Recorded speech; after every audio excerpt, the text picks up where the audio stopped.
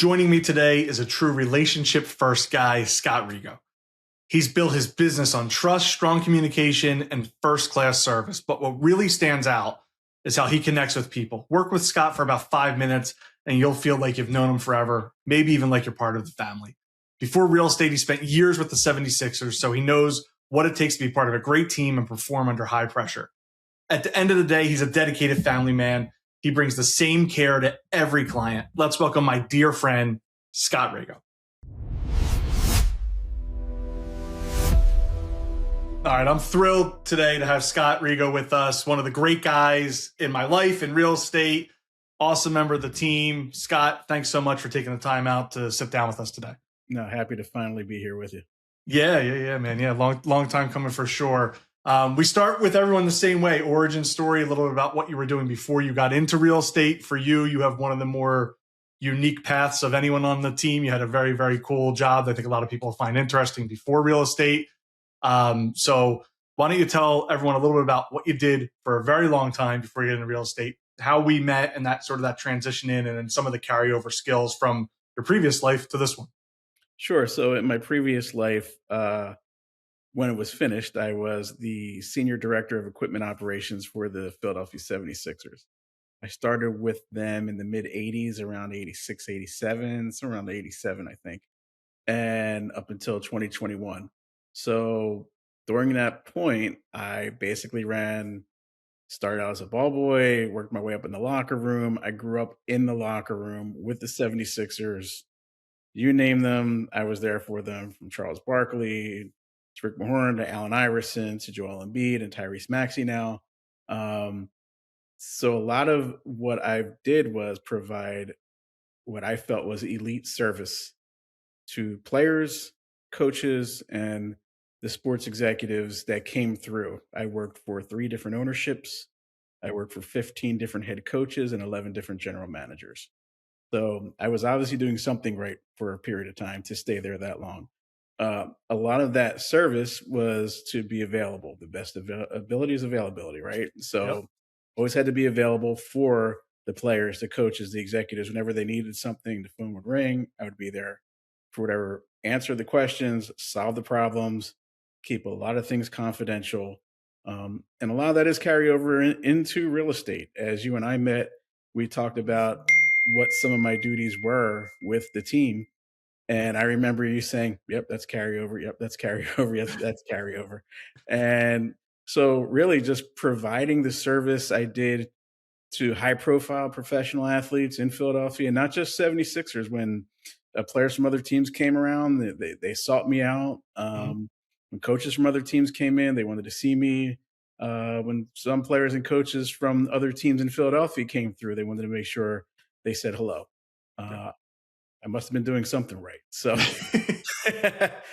so to bring that service over to someone looking for real estate, it's the same thing. You have to be available. You have to have knowledge of what you're doing. You have to put them at ease, and there has to be some type of comfort level, and you have to gain their respect and trust. Yeah.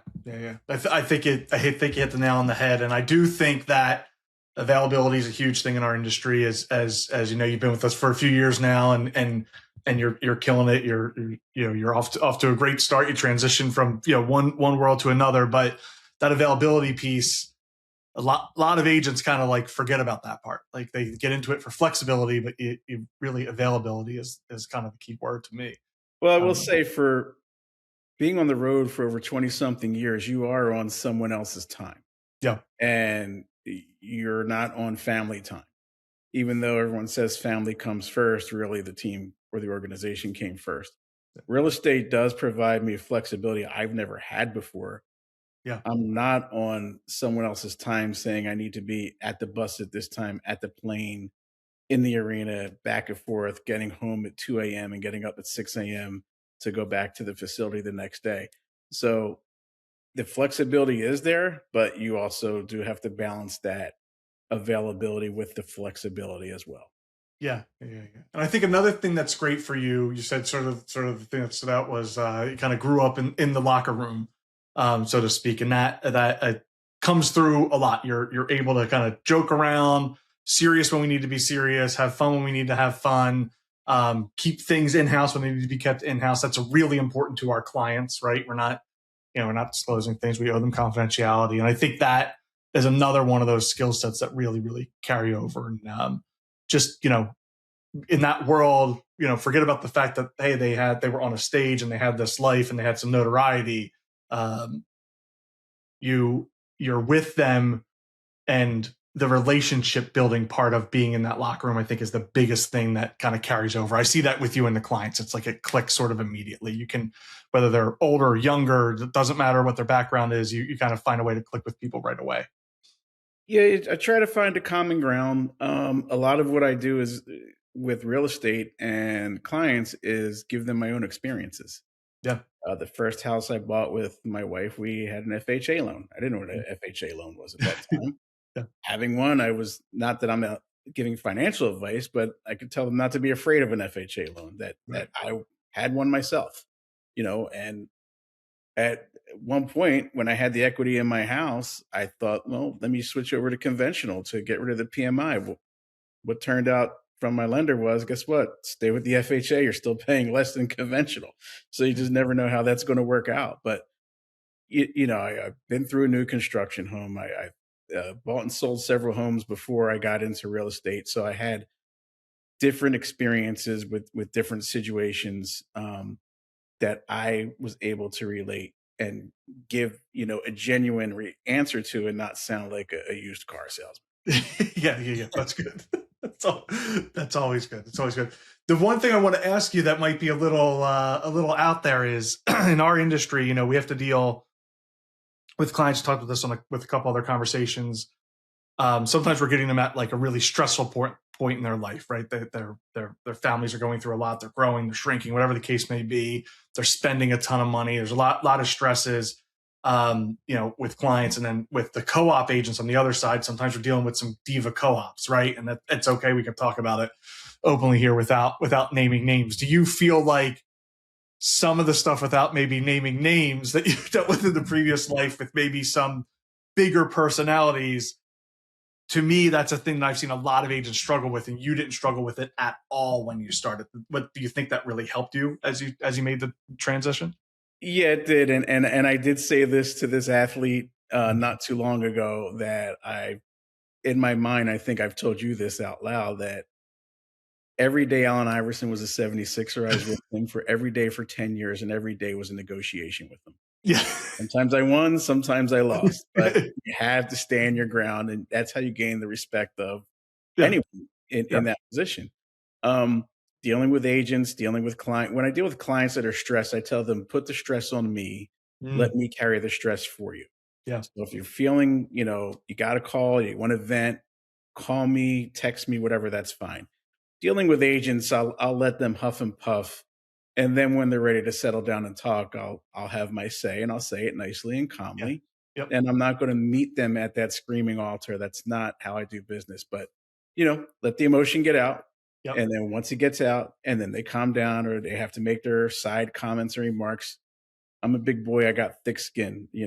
Whatever they're going to say has not been said to me already in the locker room. Yeah. So, coming from that world definitely prepared me for this world. They would be eaten up alive in the world that I came from. Yeah. So, Yeah. just because you sell houses doesn't make you a big shot. The That's deal right. is to really help people achieve their goal in getting the house that they want for the price that they want. Yeah. And you're just there to guide them. You're not the star of the show. They're the star. You're there to make it as smooth transaction as possible, and just make them happy. Make them happy with the whole process. Yeah. Perfectly stated. And I'll touch on one. I want to bring up one other name because I know that he was important to you, and I feel like you match this level of service and some of the things that you learned from one of the previous execs, part owner. I mean, I should know this. I'm a huge fan, but Pat Croce had those staples you shared with me at one point about levels of service. I mean, can you talk a little bit about that and how that has kind of come with you along the way? Not Sure. just in real estate, in life, right? They really are. I preach the gospel of Pat Croce, and I tell him when I see him that I've given public talks to sports management classes. I've spoken to a company, an event in Orlando. There was over 500 people there. And the concepts that I used were what Pat came in and what he really wanted us to know, understand, and really dive into. He called it his 10 service commandments. You could call them whatever you want, but servant leadership is what I did. Servant leadership is what we do now. Yeah. And part of it is it's everyday life experiences. I could probably rattle them off for you if you want me to. Yeah, if you have any, go Maybe. ahead. Yeah. I don't want to do pop quiz, but yeah, it's gonna be great for people to hear this stuff. I'll try to remember them. I'd rather give them in a group talk, but Yeah. it's hellos and goodbyes, Yep. first names. The next two are my favorite. Listen, listen, listen. Yeah. Speak clearly. Yep. Have a clean, neat, and fit appearance. You know, Pat is a fitness guy, so I always say I'll take 2 out of 3 on that one. Yeah, me too, brother. Be professional, be prompt. You know, don't be late. Be on time. Yep.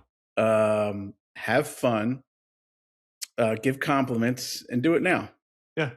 And then I usually added a 24-hour rule to that. I gave like an 11 and a 12th commandment. It was basically, if somebody reaches out to you, you got to get back to them in 24 hours. Even if you're going to get back to them to say, "Hey, I got your message, I got your note.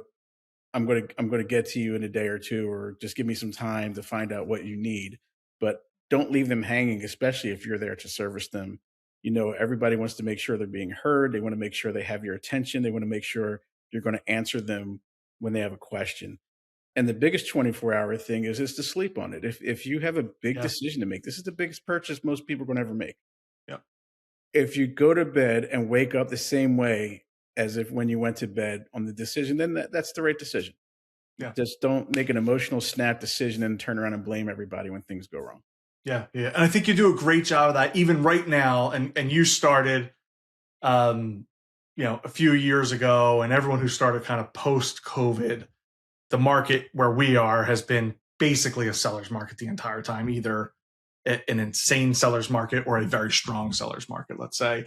And even when things are moving at breakneck speed, I see you do that with your clients, saying, "Hey, if you need time, take the time. Even if that means we don't get this house, hey, we'll get the next one." Or, hey, even as a seller, if we're stressed by all the offers, let's take some time here. We're not gonna, the world's not gonna end if you need to catch your breath for a minute. And it's really, really good. It's a great level of service. Thanks. Yeah.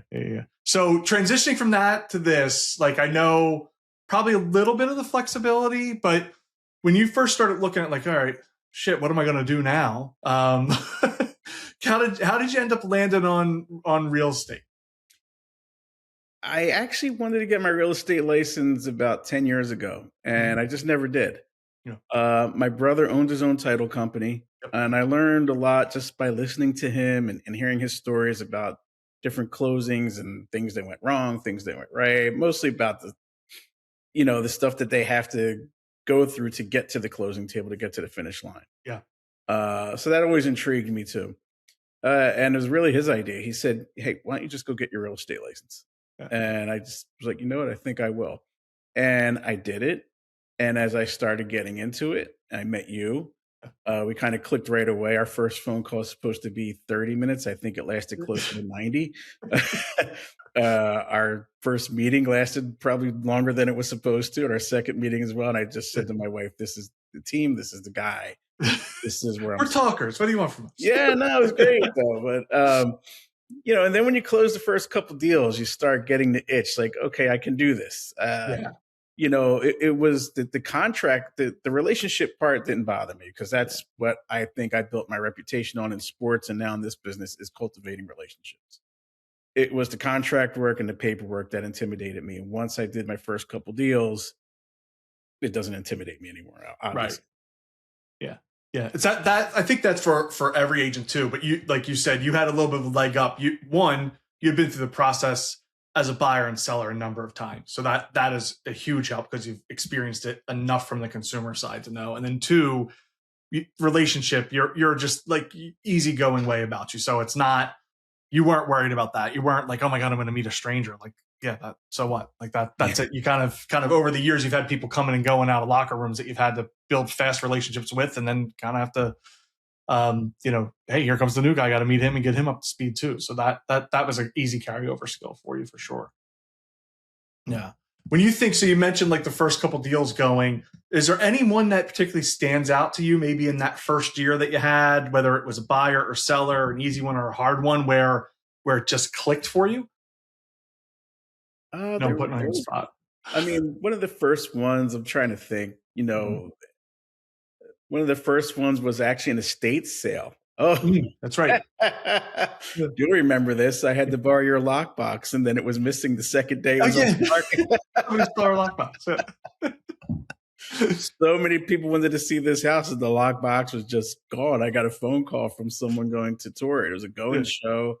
The house is vacant, and they said, "Scott, the lockbox isn't here." So I had to have someone from the estate sale, the next of kin. They brought their own lockbox to me because they had one themselves, and Yeah. so we put that on. There were so many showings, and there was lots of offers coming in that the people that were selling the house, the executors of the estate, they were just like, just give us the best offer. Like we don't even want to do this anymore. Yeah. So I think it lasted like not even 3 days. And so Yeah. we shut it down really, really fast. There was a couple that were kind of difficult. I think the people were more difficult than the deal was. And Yeah. I think that was one where you kind of stepped in and said, all right, let me handle this one. Uh, there was one where the buyer who I love and wound up doing multiple transactions with this person was a Zillow lead. Mhm. They called me on a Tuesday, I believe. On Wednesday or Thursday, we saw the property, and on Saturday, we were under contract. Nice. And I actually was able to cancel an open house the next day. Got it for them for 50,000 under asking. But what happened was we started the title process. He hit a button. He did some online pre-approval. Didn't go Mhm. through any of our people at the time. And during that process, it said hit this button and save $4,000 on closing costs. So Yeah. normally it's going to hit the button, but what that did was just set off a firestorm of incompetency from the title people, whoever the online people were using. We basically delayed the closing, but since our people started, I was able to get them re-engaged. Yeah. And they came in and Megan swooped in and saved the day. Yeah. So we delayed closing, let's say, for a weekend. Yeah. But it just was really not good going back and forth with the people that ran that online title company. And but we got it closed, and we kept everything calm. They stayed calm. The agents that represented the seller said, "We will work with you anytime we see your name pop up on a deal." Yeah. And that was one of my first few transactions. So to get a compliment like that from them meant something to me. Yeah, yeah, yeah, yeah. Yeah. And you touched on it a little bit. I mean, I think maybe share a little bit about the importance of uh, when you're a buyer, but also from the seller side too. But when you're a buyer, the importance of like having a team of people involved in the process, mortgage, title, insurance, that are working for you and available for you. And you've experienced it both ways. Our people are great. There's other great people out there, but like just the difference in level of service, like how important that is when you're meeting new buyers, kind of some things you tell them to let them know that. Yeah, I tell them there's a whole team behind the team. Like, I'm the face they're going to interact with the most. I'm the quarterback of the deal. Yep. I actually told this to a lender the other day who's out of Connecticut for some buyers that just had to use these people. Mm, So he's not used to a lot of Pennsylvania deals. yeah. And I just said, look, the agent is the quarterback of the deal. Yeah. But I tell them there's a whole team. And if you work with the people that normally work together, things will go a lot smoother. Everybody knows each other. They've done hundreds of deals together for the best experience. And it's not like, hey, use my guy because he's my guy. Right. These are the people we're used to working with. So we're all part of the team. They just see and meet and interface with me, the agent, first. Yeah. Yeah. So really have to gain their trust and to say, hey, these are who I recommend. If there's someone else that you want to use, go right ahead, give them my information. We will work well together. I'll make sure of that. Yeah. But I just don't know how much people really know the actual process of what goes on to buy a house and all the workings behind the scenes. Yeah. Yeah. And I think it's important that when buyers, especially you said, click on a button to save 4 grand. All right, well, okay, that sounds great. But even just in more like the mortgage process alone, if you have guys that are out of state, they don't know about local fees, transfer taxes, different school tax bills, whatever. Sometimes they just have a certain percentage they're estimating your taxes off of, and then you get crushed, and you're too far into the process. You're too deep to change as a buyer, and we're kind of all in bed together at that point, and it does make for what is a stressful process anyway. It adds an extra layer to it that if I just think if more buyers would kind of just trust the process, so to speak, would they'd be a little happier with the end result when they get to the finish line. At least with this process, yeah. Yeah, with this process, not the other one. Not the other one. Cool. Do you, we're bouncing around a bit, but when you think about, you mentioned a couple transactions and that was great. Is there like a particular client, forget about the money. Again, we want to sell $10 million houses to everybody. Where you get like a little bit more personal satisfaction out of helping them? Because you've had a couple great stories where you really helped people out that were in a bind, or they went, some people that went through some tough tragedies that you really helped out. Any of those like stick out to you where it's like, man, that just feels great that I was able to help them in that situation? Yeah, there was actually coming up on the anniversary of that sale. It was a Zillow lead. She's turned into a really good friend. Yeah. Her husband, but her husband, it was a high profile case, was killed on the job at work. Mm. And she became a young widow with children. Yeah.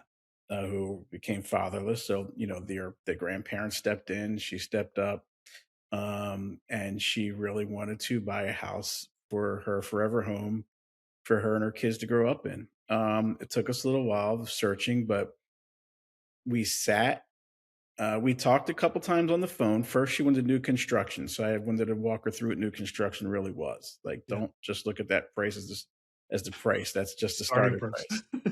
So we went through all of that. I set her up on a search, and then I kind of reached out to her one day to follow up and asked her if she just wanted to get lunch or coffee and meet me.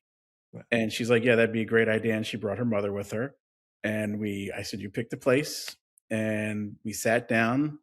We talked. She asked me all kinds of questions. Her mother asked me all kinds of questions. And before she left, she says, "Where do I sign? I want to work with you." Yeah. And so that was the first step. Then was the house hunting step. And then was, this is my opinion. This is this is that.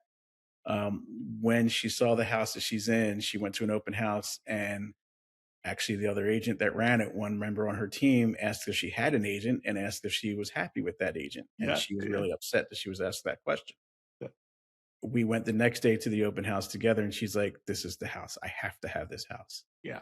So by Monday or Tuesday, after that was a Sunday, by I would say 24 to 48 hours later, we were under contract. And within a month after that, if not less, because it was a cash deal, that we got the house, and it was a good day. Yeah. It was a fun day. It was a good day. It was a celebratory day. There was, Yeah. On their side, there was, laughter, tears, but just joy and relief and a lot of emotions. Yeah, got her family in a much better spot. I do remember all the details of that one, and that was a plus job by you. Thank you. Yeah. That was awesome. So we're talking a little bit about buyers. Let's go in. We ask every team member this. What are some tips you like to give to buyers when you first meet them? They're getting started. They're never going to find the perfect house. Yep. I warn them of that. I give them my 80-10-10 rule. What's the 80-10-10 rule? 80% of the house you love, 10% you could change, and 10% you can live with. Yep. If the house checks off those boxes, then the house is talking to you. Then you're closer. You found the house that you want. So that's kind of what we go in with. Like, this is our mindset. Marry the property, date the rate. Everyone uses that. Everyone says that. Yeah.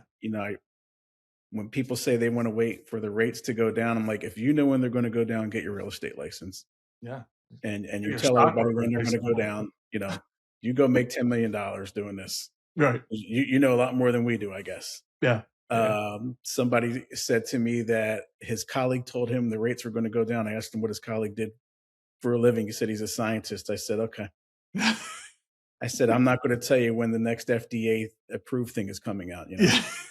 And he looked at me and said, okay, you're right. You have to be straight with people. You have to talk to them like Right. they're your family too Right. sometimes, or a friend you grew up with, because you get that respect from them. You give it to them Yeah. straight. Yeah. So really it's the 80-10-10 I go over with. You're never going to find a perfect house. Yeah. And people that are looking in that $1 million price tag need to understand that $1 million homes now aren't what they were 6, 7, 8 years ago. Yeah. You're going to have to do some work to them. Yeah. Yeah. But that's, I always tell them, get your pre-approval. Let's not work backwards. Yeah.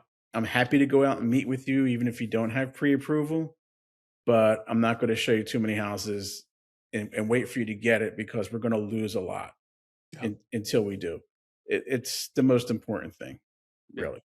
Yeah, especially at the speed of which our market's moving for a lot of houses. If there's a great house and you fall in love that first weekend and you don't have your ducks in a row, you're just gonna miss it. You're not in a position to put an offer in. Yeah, and that's what I tell them. That's the part I think they don't understand, because a lot of people ask, well, what about my deposit? I'm like, that's between you and your lender.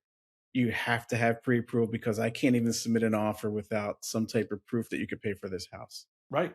And the light bulb kind of goes off at that point. So they may take a few days until they get back to you, but at least some of them tell me, yeah, I'm working on my pre-approval right now. So do you think that's the biggest mistake that a lot of buyers make, or is there something else that like, hey, there's one thing that you've seen over the years here where man, a couple buyers have fallen in this, that's really kind of cost them either an opportunity or cost them some money? Yeah, I think it's a mistake because they feel if they have money for a deposit, they can automatically get a house. Yeah.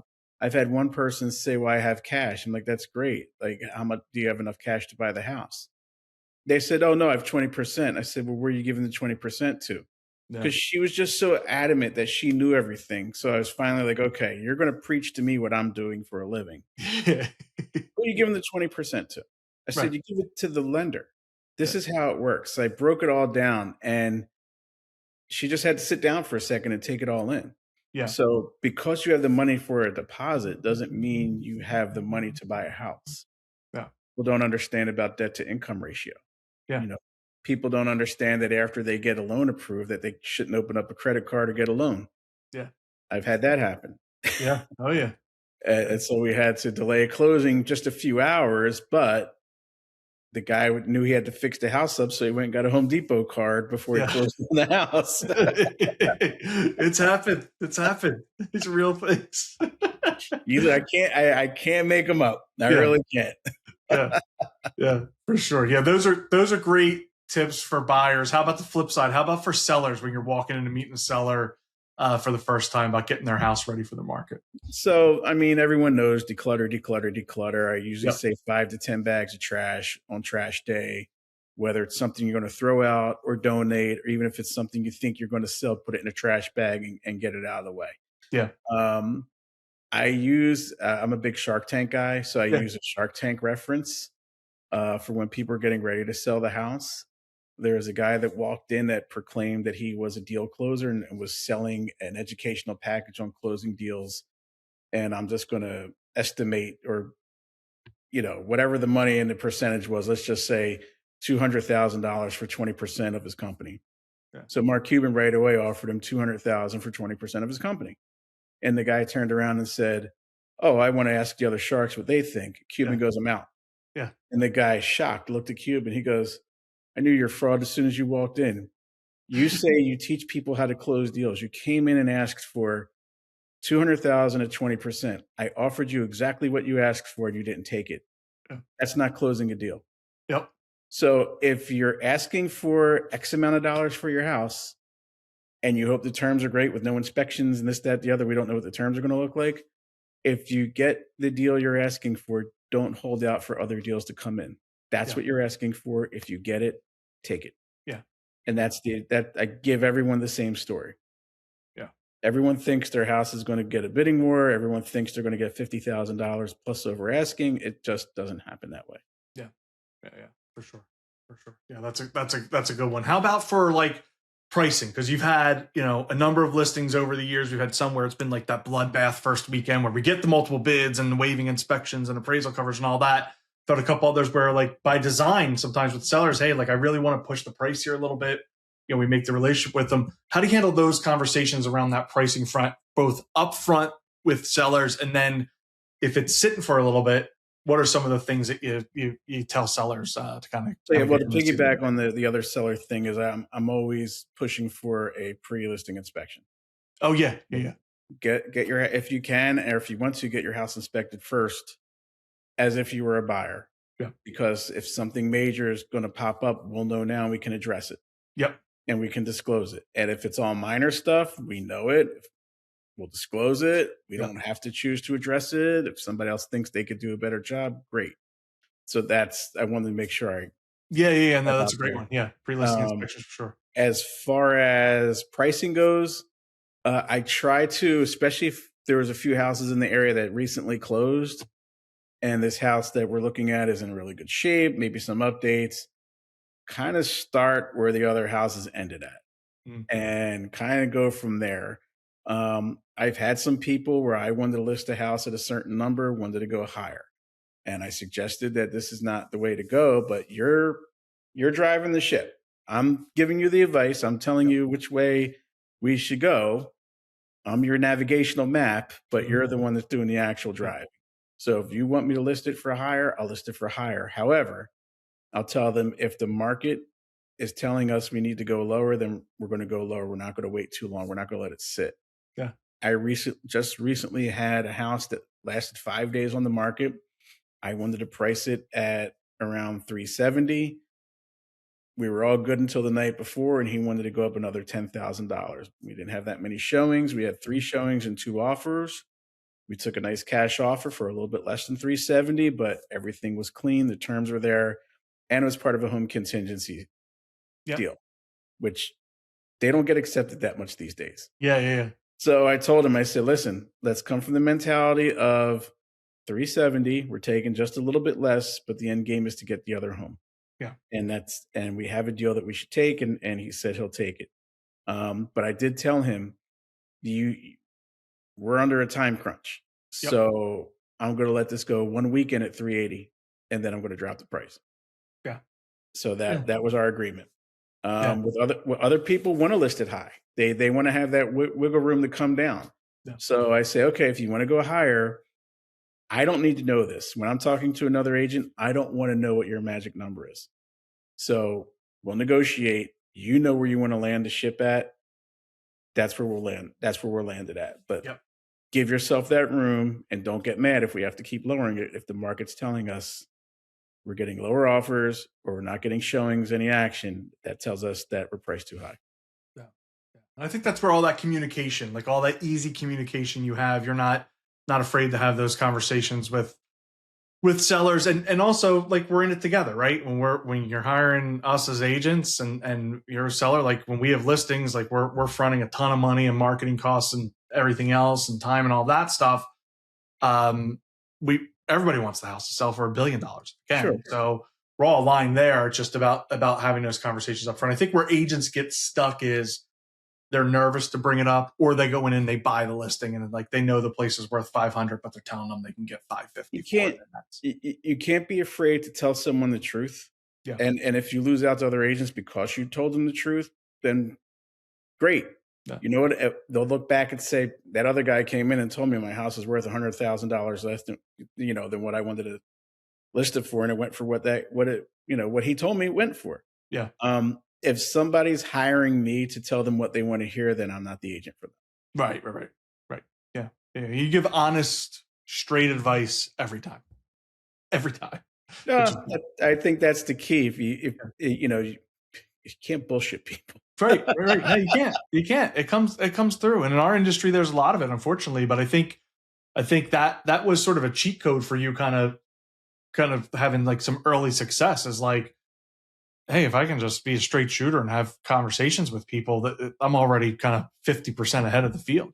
And also have to be that way with the other agent. With the agent only. 100%.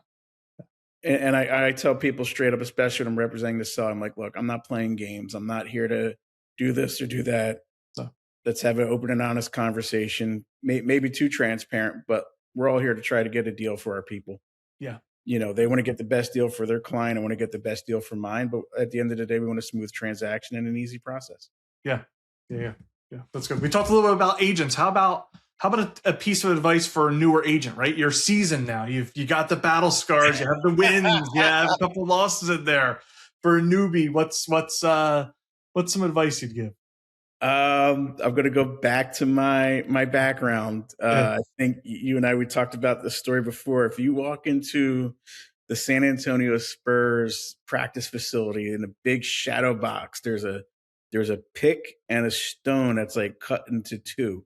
Okay. And the story underneath it is it took 1,000 strokes to break the stone, but it wasn't the guy that hit the stone on the 1,000th stroke. It was the 999 other strokes that got the stone to split. Basically, keep coming in, keep preparing, go about your business.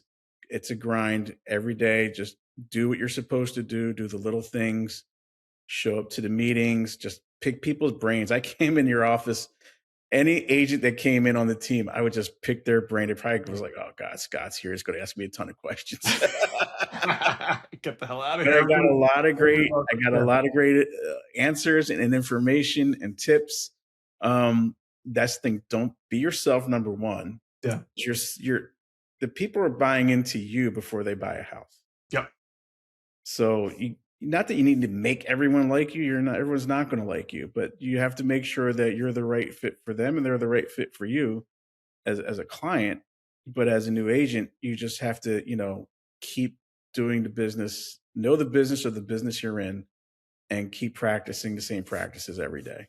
Yeah. Is there one thing that you wish you knew in that first, let's say, 3 months or 6 months that you know now that stands out to you? It's a tough question. That's a tough question. Probably like I said, the contracts intimidated me. Or probably that it would take so long to get your first deal. You don't rely on your friends and family. Don't rely on your network to come right in and say, "Hey, I want to trust you with the biggest money decision I'm ever going to make." Right? Yeah. What do you know? And that's the thing. You're going to see friends and family that they're going to cheer you on social media and tell you're doing great and this, that, the other.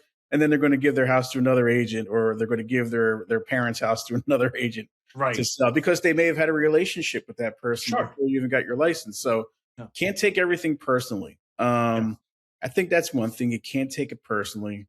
Yeah. I think the one thing I wish I knew then that I know now is to come into the office more. Yeah. We were a different place back then. It was a little bit further out. Then my schedule wasn't as flexible at the time to really come in more. I think just coming in more, hanging out more, being around more, try to take open houses, try to take showings, see where you can help out other agents, tag along, go to an open house with an agent. Yeah. Just, find a mentor and just let them, guide you. Yeah. It is a bit of a cheat code when you're first starting out, I think. And you've witnessed us on our team. You kind of did it a little bit early. You've used it with some other people on the team to your advantage. It is a cheat code to get yourself kind of ramped up when you are a newer agent, because if you're showing houses, you're helping out a team member, even if you're not on a team and you're a solo agent, you're just kind of, you have a buddy system in the office or something like that. Somebody else has the relationship. But Scott's client, he has the relationship locked up and I'm just starting. Well, I don't have to worry about, do I win the relationship? It gets me more comfortable talking about the homes, talking about the neighborhood, talking about the comps, talking about the market data, and that all that stuff. If you lean into it, and that a lot of that is just being in the office. You get those relationships with other agents. If you lean into that, it is like a cheat code to kind of get your career kind of take off like a rocket ship. Yeah, Brett Brown always say, "Let the good days add up." Yeah, good days add up, and you have more good days than bad days. You'll be successful. Yeah. It's good advice.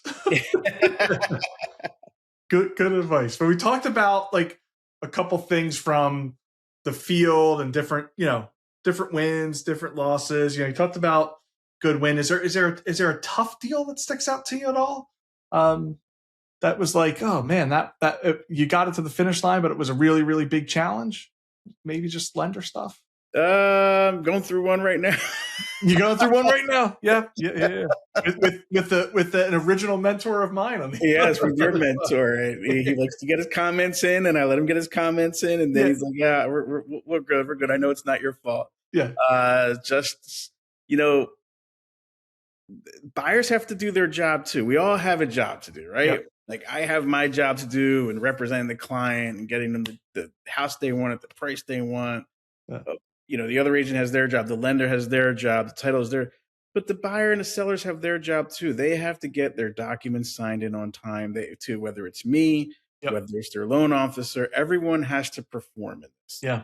And when someone's lagging behind or taking their time, it holds the process up. Yep. So the one I'm in now, buyers have not exactly been on time with getting things in, and people that have prepared their taxes and whatnot, or their accountant work has not been as responsive as we need him to be to the loan officer, which has caused a delay in closing. Yeah. So this one has not gone as smooth, but we'll get there. Yeah. We will. That's actually a really good example, and it's a really good lesson. Like everyone has a role to play. Like just be a star in your role. Like if you have to go there, I mean, I tell buyers all the time, doesn't matter if you're going with one of our guys or on your own or through your bank. When you're going through the mortgage process, you're going to be asked for documentation that you already provided somebody. It's just at some point it gets passed down, and here's a processor, then here's an underwriter, and maybe they don't see it kind of top of mind or top of the pile, and you're going to have to send that bank statement again or that pay stub again. Just send it. Like don't delay. Don't assume they have it. Just send it. Keep it moving. Keep the train running on time. That's it. Yeah. I'm gonna keep the train on time kind of guy. Yeah. That works out best for everyone involved. You, Scott, since you joined our team, you're a great friend, man. I love you to death.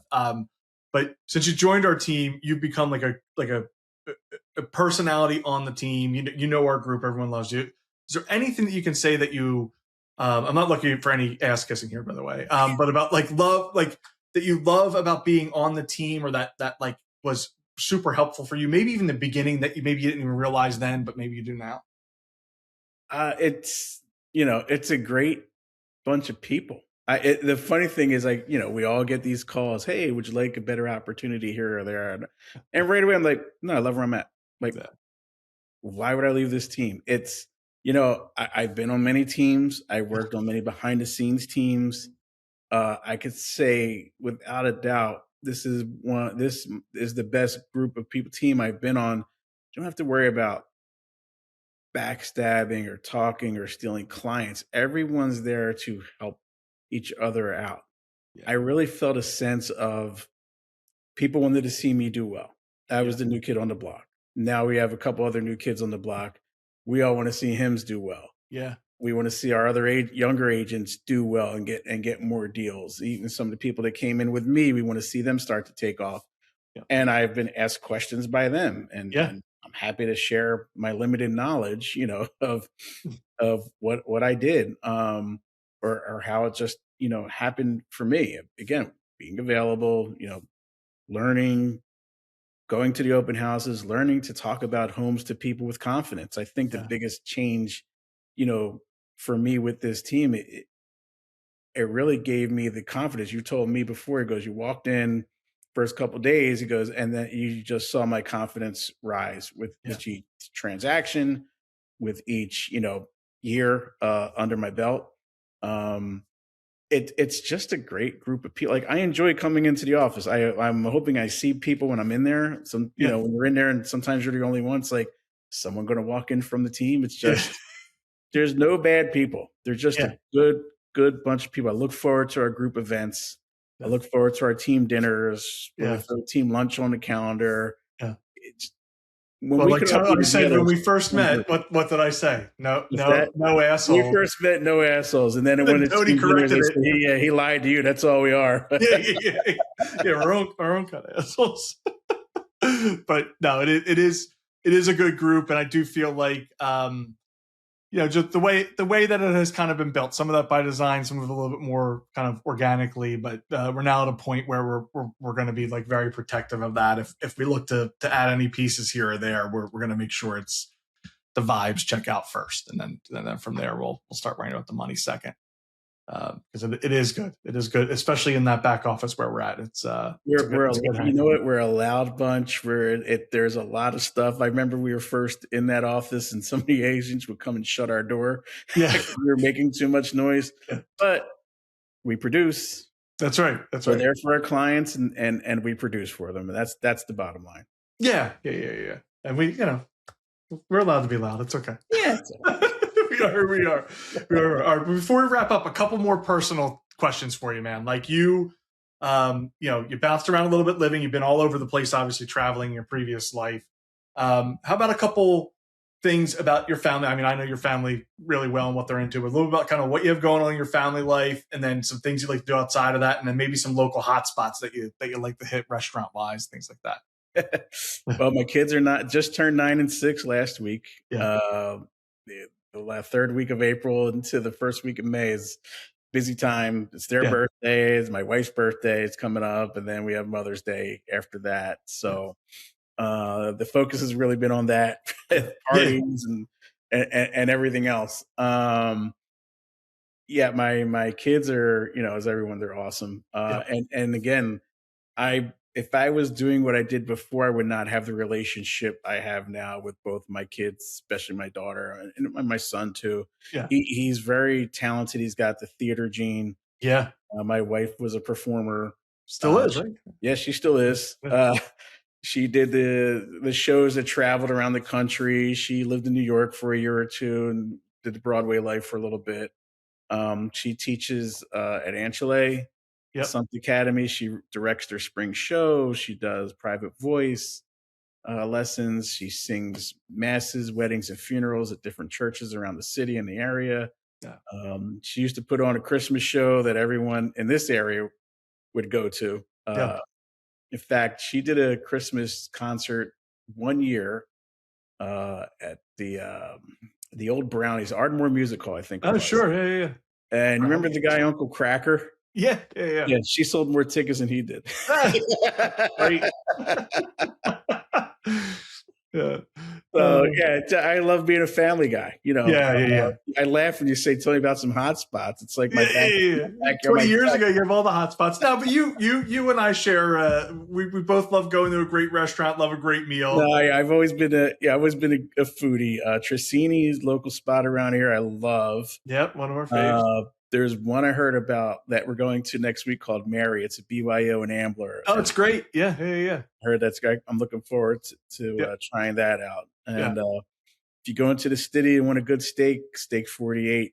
I don't think there's a better spot. Barclay Prime is what it is, but steak 48 is really good. Yeah. Awesome, man. Well, listen, I'm going to make sure all of your contact information's in the show notes and people can connect with you. Just one last thing. Anyone who wants an elevator pitch of what it's like to work with you as an agent, what are you telling them in less than 90 seconds? You're going to get it straight. I may not tell you what you want to hear, but I'm going to tell you the truth. Yeah. I'm going to have your back. I am easygoing, but I will fight for you. So don't take my niceness as a weakness.